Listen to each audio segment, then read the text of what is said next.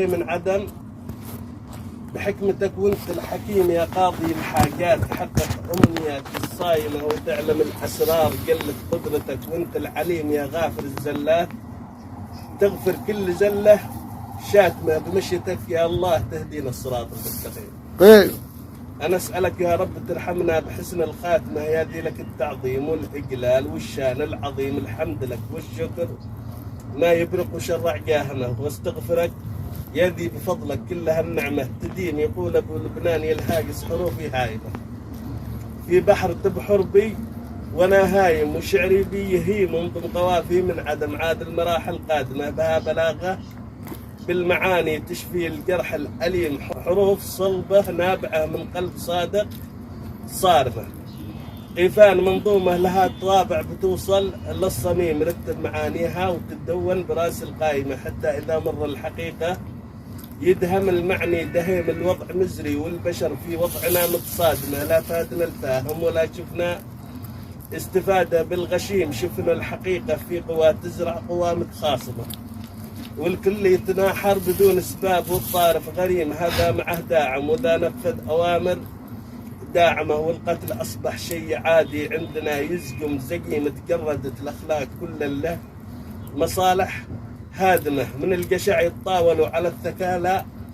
واليتيم صار التعايش صعب يوجد بين امه ظالمه، وصارت الايام عشناها معاهم في جحيم، لما متى وحنا نظلي بعد شله واهمه تدوم فينا وسط دوامه، ودامتنا دويم اخطائهم ذي في صناديق الخطا متراكمه، لا حاضر استعدنا بهم ولا استعدنا بالقديم، من عهد ماضي نستمع حاكم يقدس حاكمه، من يد خنزب ترتمي لا يد شيطان الرجيم، ابليس مرر هاوي يدهم